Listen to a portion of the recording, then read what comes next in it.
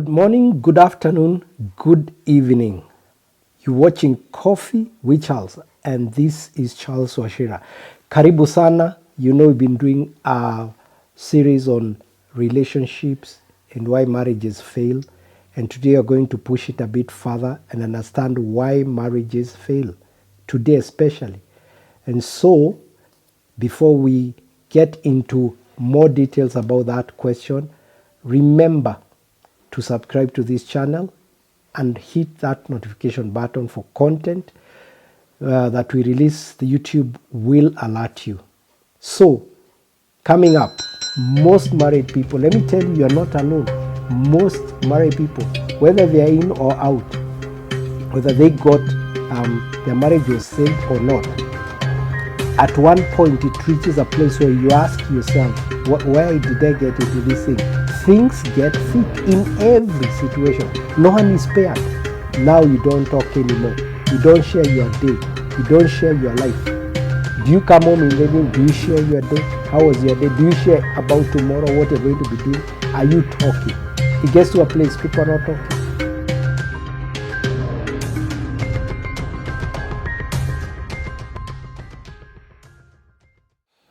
Welcome back. This is Coffee with Charles, and this particular season we are looking at why marriages fail. We are still in the relationship series. Why do they fail?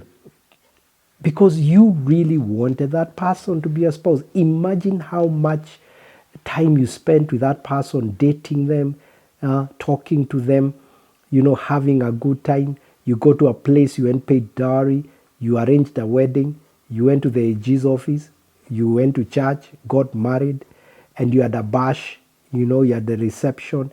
You two were working together. You two loved each other. You two thought, like, if you leave me, I'm going to die. Then you walked into this marriage. You really wanted to be together. You forsook all others. You forsook all your freedom.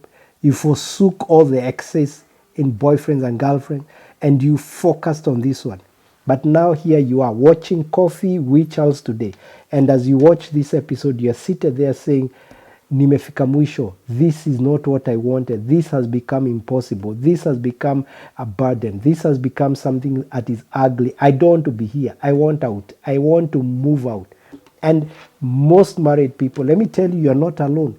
Most married people, whether they are in or out, whether they got their marriage was saved or not, at one point it reaches a place where you ask yourself, why did I get into this thing? Things get thick in every situation. No one is spared. And I want to encourage you as we begin today this conversation, don't think you're uniquely alone, that you're married, that your marriage has brought all these burdens and mizigo and you feel like quitting.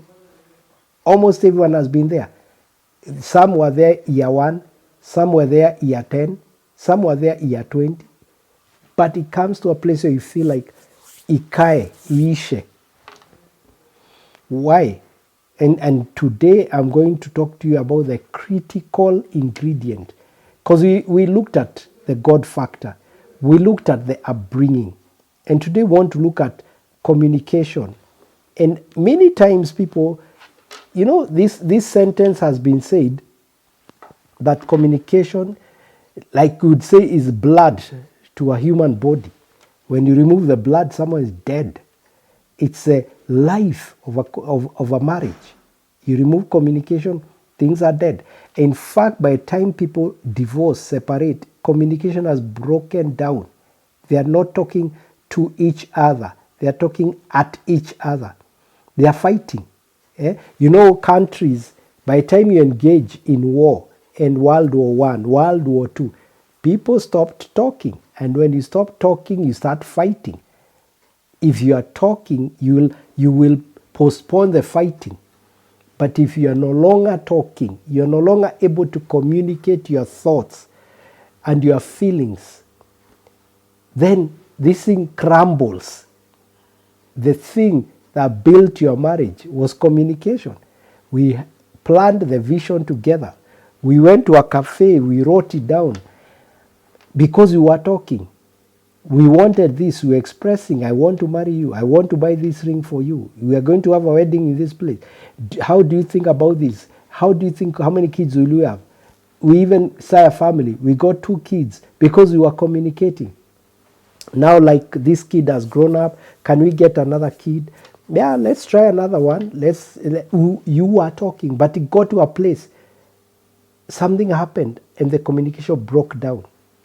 And let me tell you, any marriage where the communication has broken down, the communication must be fixed if it will come back. Marriages fail. Basically, if you look at the capital center of why they failed, the communication went out of the window, and in came every other thing that is not communication. So, what are the kind of things I would like to leave you with? Like even when you are, before you got married, just remember, how are you solving problems, conflicts? Are you someone who avoided conflict in your family, or are you someone who was very aggressive? Some people don't sit down to resolve their problems, they fight. Some people avoid, not talking, nail by mouth. You keep quiet, you walk away. The issue is there, we walk away, we kept quiet, and now you're married. When something happens, you're not able to tell your spouse, let's sit down, let's talk about this. I don't like the way you did this and this. You just fura. You just become angry. You just zip up everything and you avoid communicating. The other side, the people who talk, overtalk, overrun, overemphasize things, overspeak, it becomes abusive to the other person, that they cannot even talk. You shut them up. You make sure you're the only one saying what is to be said. You're not communicating. That's monologue. You're not saying, it's not dialogue. There is a part you must sit down and listen without biasness, because that other person is not you. What you think is so correct is not correct to them, and what they think is so correct, not correct to you.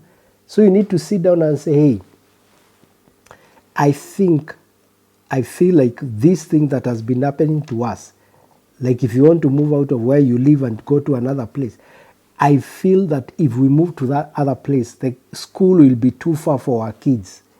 And then the other guy says, but if we move to that other place, there is more security there and it's less, we'll save some money, than this place that is charging more money and it's insecure. Can we have a compromise? Now you're talking. You have heard what he has said, you've heard. What can we do? How can we solve that problem of the school being far? Would the money we saved be used for a school bus, transport? And now you're talking. You're finding a solution. You're coming together to find a solution. But when someone comes and bangs the table and says, we are moving, and the other says, bangs the table, we are not moving, the next thing is showdown and fights and conflicts and other things that were not meant to be there. You can imagine the kind of millions of people who died in World War I, millions of people who died in World War II, was people who could not talk. And then after World War II, the United Nations was set up so that nations can come and sit down with their representatives and engage on a day-to-day basis to avert conflict, to avert unnecessary war. What did they gain after shooting and killing millions of people? What did they gain? Nothing. So, if your marriage is failing, it means communication is not happening. You no longer talk about maybe you used to talk about your dreams. You used to talk about your vision. You used to talk about how you are going. And the other person started shutting you down. Started matharao over your vision and matharao over that and talking sharp criticism over your life. And you shut up. Now you don't talk anymore. You don't share your day. You don't share your life. Do you come home in the evening? Do you share your day? How was your day? Do you share about tomorrow, what you're going to be doing? Are you talking? It gets to a place people are not talking and they start drawing away from each other. Because if you're also not talking, you start drawing away from each other. So, one of the things that kills communication is being violent, being unable to listen, because the Bible in James advises us, be a good listener instead of someone who is talking throughout. Listen, express your needs. Do not assume your partner knows what's cutting. And this especially I talk to the ladies, that at times you feel shy, you feel like I don't need to tell him what I want. I want him to surprise me. I want him to know my mind. I want him to read. You didn't marry a prophet. You didn't marry a seer. You didn't marry someone who is reading your brain. Only God knows what you are thinking. You have to speak. So this joke I hear about someone is so mad that you forgot the anniversary.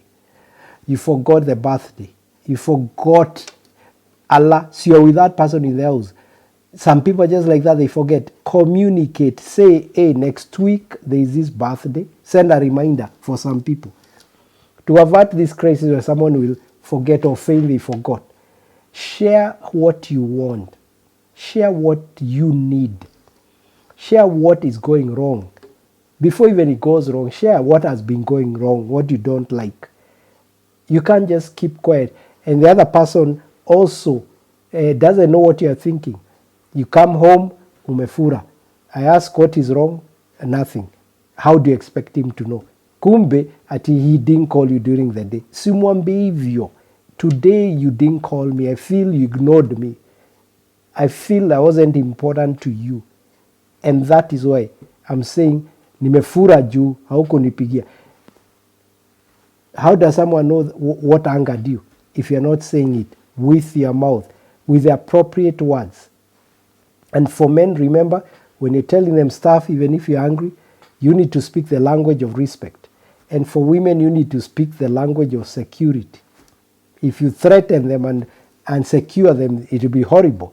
For a man, if you're trying to tell him something and you're disrespectful, imeishia hapo, hata kusikiza. So, even when you communicate, make sure you're talking from that point of view as you value that person.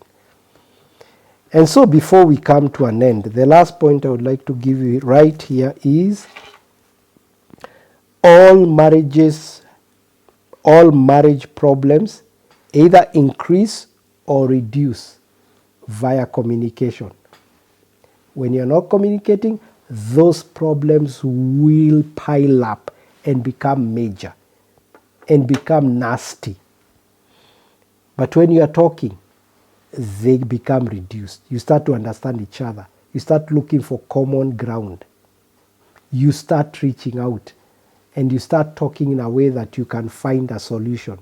You attack the issue, not attacking the person. Because at times when you're not communicating, we start attacking the person. Oh, wewe mjinga, hata huwezi fanya nini.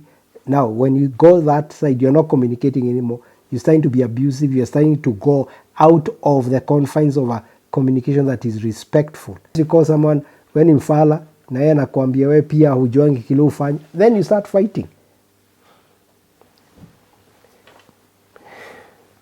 We can't kill this thing in one episode. It's called communication. It's called about sitting down and talking. Nothing will be solved in a marriage that is failing without communicating. It's either problems, you keep quiet, problems increase. You talk, problems reduce. And that is why I'm saying, learn how to communicate. Learn how to speak your mind. Learn how to be open, how to be honest about your feelings, how to talk about your feelings. And that's why we are coached and told, when you sit down and you say, instead of you made me feel so bad because you did this and this, why don't you say, I feel so bad because you did this and this? Why don't you start practicing I feel as the beginning of the sentence when you're having that conversation? This has been Charles Wachira having a conversation on this camera with you about communication and what can save a failing marriage. Siuende hapo kwa screen na uone hiyo namba ya WhatsApp if you want to send a comment or a question. Leave it also at the comment section, and remember to like our channel, subscribe, help us build this channel, and thank you for those who have been faithful to walk with us this journey as we continue to grow. Till next time, next episode, tuonane.